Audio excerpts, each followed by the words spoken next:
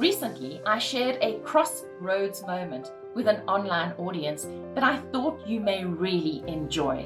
You see, our lives are characterized by many crossroads moments, moments when we're called to make a decision, yes or no, commit or walk away. And I think what I'm going to share with you now is a great illustration of this concept. While you're listening, do pop your crossroads moment into the chat below. Thank you so much, Linda, and thanks for the invitation to join Story Hour. And I really do believe there is great power in the sharing of real stories and real human experiences because we give each other hope and inspiration. So for those of you who don't know me, and it's so nice to know that there are a few people here who do follow my work, I am a human potential and parenting expert, an award-winning speaker and best-selling author of 4 books, including my latest one, which is Future Proof Yourself. So I've had 3 different but linked careers, and many people don't realize this. So it's full of crossroads, actually, when you think about it. That thing of having a career for life is gone. And I have had 3 very different but linked careers, linked by writing and speaking. That's been the link, but they have been distinctly different. And so when Linda asked me to share a crossroads moment, I immediately thought of a time when I stepped from one career into the other. And it wasn't because I didn't like what I was doing. I had my own public relations consultancy. That was my first career. My second career was in direct selling of educational games and toys, which Linda knows because we walked a path together there. And then, as most of you know me today, I'm the speaker and author. And I wanted to share this story because I think we go through so many transitions in our lives. And these transitions are about change. They're about stepping out of the known, out of the comfort zone of what we know, into the discomfort of the unknown, where we're going to learn a lot. And we often shy away from change because of the discomfort, because we feel maybe incompetent or unconfident because it's not a place where we've been before. And I do believe that change happens through choice sometimes, through chance, and through calamity or crisis. And this transition in my life from public relations into direct selling was twofold. One was by chance, because a friend of mine had been involved in this company. And she said, "Nikki, you are a great mum, but you know nothing about the educational development of young children. Come with me," and took me off to my first meeting, where we were talking about teaching math skills to children through play and using toys, and it completely blew my mind. And then it was also by choice. So initially I got involved just because I was a mum. I really sold hardly any toys at all every month, 200 rands of toys to myself to help me be a better mother. And then the area director of this particular team, which was one of the top 2 teams in the country, and this was a company, Smile Education, that had 8,000 salespeople on the ground. It had the biggest sales force of any direct selling company in Africa. And my area director decided she was going to emigrate to Australia. And I get this call out of the blue saying, "I'm leaving the country and I want you to take over my team." And I go, "But why me? I'm running a successful public relations business. I don't need the money. I'm your worst sales consultant, 200 rands worth per month to me. Why would you ask me?" And she said, "Because you're the leader. You are a leader. And I think that you would take this team where it needs to go." And here I was in a team that was filled with experts at early childhood development, educational psychologists, occupational therapists, neurodevelopmental physiotherapists, teachers. And here was the Appy who knew nothing. And she's been asked to lead the team. So, you have to take a step back sometimes, like Andrew was saying, and you've got to get perspective on your life. And you've got to ask yourself questions. Am I still growing? What do I still want to do in my life? What do I still want to learn? Am I learning where I am? And I got into a real comfort zone I was very competent at what I was doing. I was doing very well. I didn't need the money. I didn't need a change really. But I am one of those very curious people. And so I decided to take a leap of faith. And because I do know I've got that leadership, gene. And I decided to say yes. And often at these crossroads moments, we are invited to say yes or no. And sometimes we say no because we're actually scared of what might happen. And sometimes we need to say yes to something new to help us to become bigger than we were before, to stop playing small. I was in a real comfort zone. And yeah, I mean, what was saying yes going to do for me? Well, I think sometimes we get into comfort zones and then we discover that either our learning curve has flattened out or our earning curve has flattened out. And in my situation, it was the learning curve that had flattened out. And in essence, I was a bit bored. So I took a gamble because I wanted to learn more, and I'm very teachable. So I take on this leadership position knowing nothing. And I go to the leadership training with the CEO of Smile, who is a common friend of ours, Linda's and mine, Eleanor Scott, who was a phenomenal leader and a phenomenal trainer. And I sat through her full day training, and my brain just exploded with the possibilities of where I could take this team and what I could learn and what we could do in this country. And at the end of this training, I went downstairs into the underground parking and I got into my car and I just sat frozen. This was my crossroads moment. And I went, I'm so overwhelmed. I don't even know whether to look left, right, move forwards or backwards, because there was so much that I wanted to do. I was so inspired that I was overwhelmed. And I actually sat in my car and cried. And while I was sitting in my car crying, I knew that there were two options facing me, that if I drove out of the garage at this moment, I was never, ever going to do this job. I would walk away because it was too much. And it was not in my field of experience, But the other option was to make myself vulnerable enough and supportable enough and go upstairs, knock on Eleanor's door and ask her if she had a few minutes to spare. And if she could just help me isolate the first 2 or 3 things I needed to do in this new role out of the 100 that I had in my head. And I sat vacillating for about 15 minutes. And I felt completely torn because I didn't need the money. I could go back to my public relations consultancy, which I hadn't shut down, and I could carry on earning nicely and doing stuff that was easy to, that I knew how to do. Or I could go upstairs. And eventually I chose, because my curiosity was stronger than my fear, to go upstairs.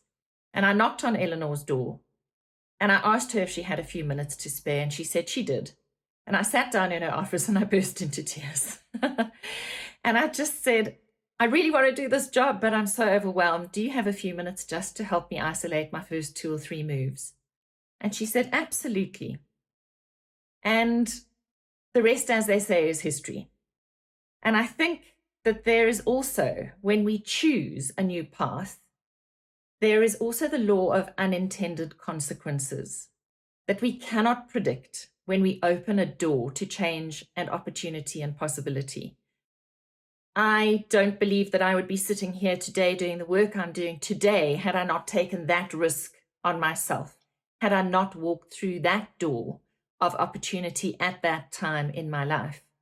And the law of unintended consequences is I met a whole lot of people I would never have met, and a whole lot of opportunities that would have never have come my way, came my way. And ultimately, I stepped out of that career and I stepped into another career because it had literally laid a platform for the next move. So I'm a great believer that no experience is ever lost or forgotten or wasted. But we do have to take the opportunity to step back, to stop, to self-reflect, to regain perspective, and to ask ourselves some questions and really dig deep inside ourselves. And for me, I think self-growth is always a key. It's not always about the money, but it's about, am I growing Am I becoming more than I was before? Because in that equation lies the word satisfaction for me. And satisfaction is different to success. Success is an output. Success is an end. It's what happens at the end of something. It can happen in the middle of something, but it's a product. Whereas the feeling that goes with success for me, that's important, is that deep sense of satisfaction, because it's the satisfaction that you carry with you forever. The successes shift around, different things happen at different times. So in terms of stopping, there are two things I'd like to say about that. Sometimes we can choose to stop, and we know that very successful people do self-reflection really well, often on a daily basis. But at the end of the day, even if you're doing a gratitude diary, that is self-reflection. Even if you're stopping at the end of the day to say, what did I learn today? How did I grow today? What value did I add today? That is self-reflection. Sometimes we do this in a big way, and I'm going to ask Linda to share in the chat my reflections template for you to use.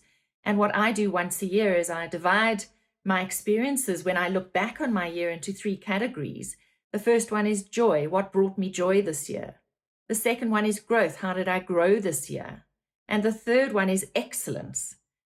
In which areas of my life did I achieve excellence, which has got to be better than good?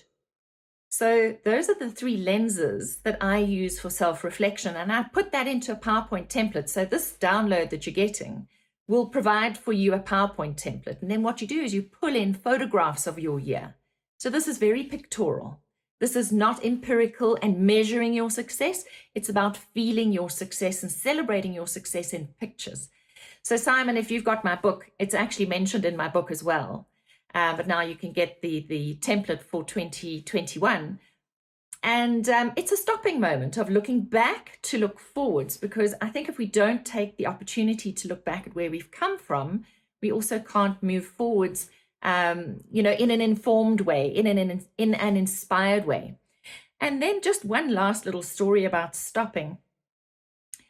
Well, you can be stopped in your tracks, which of course Andrew had that moment with his cancer, and that moment in Thailand. That was a stopping moment, one of those life-stopping moments where you go, and that's that crisis, that calamity. And for me, I've had a few, including damaged discs, ruptured discs in my neck, in my lower back, and I lost my husband to a home invasion in 2017, so almost exactly 4 years ago now.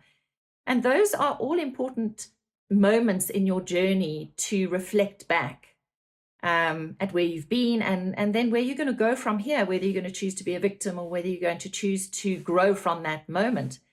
And then in lockdown last year, I had one of those conscious stopping moments where I was totally overwhelmed on a day, and I took myself off for a walk, because motion shifts emotion. So I thought if I went for a fast walk, I would shift this feeling of being overwhelmed and slightly depressed. And I teach this stuff as well. If you move, you pump endorphins through the body and oxygen to your brain, you will feel better. Well, on this particular day, the more I walked, the worse I felt.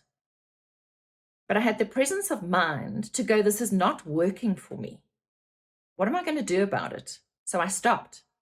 And I stopped at a place in a park where there was a bird hide overlooking a little dam. And I chose to just sit and look at the dam. And what did I see in the island in the middle of the dam was a mother blue crane sitting on her eggs. And she looked like she was doing absolutely nothing, but she was probably doing the most important job in the world, which was incubating her eggs. So my question to you today is, how do you incubate your eggs? Where do you go to incubate your eggs, being your thoughts and your experiences and the journey you've walked? And I sat with that mother blue crane for 20 minutes, and I literally breathed in her peace and I breathed out my distress. And every day for about the next 6 weeks, I walked to that hide and I went to breathe in her peace and breathe out my stress and regain perspective. So she became a little bit of my ritual of regaining and keeping perspective. And I just think we really do need to have those moments where we get to choose whether we say yes or no. And it's not always going to be a yes. Sometimes it needs to be a definite no. And it's Marie Forleo who says, if it isn't a hell yes, then maybe it needs to be a hell no. And so we have to be better guardians of our time and where we focus our attention. And I guess I'm just going to end off with one thing, and that is that often we say no because we fear the worst. Why not say yes and expect the best? So what is your driver in that equation?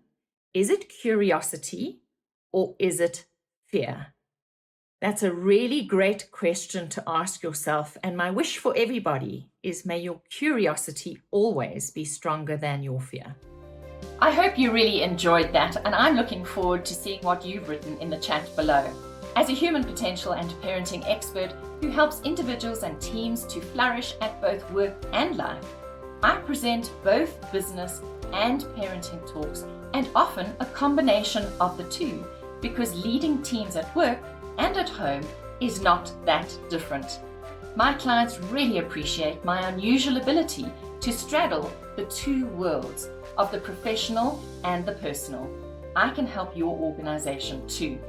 Send your inquiries to info@nikkibush.com and click on the red subscribe button so that you don't miss any of my weekly video tips.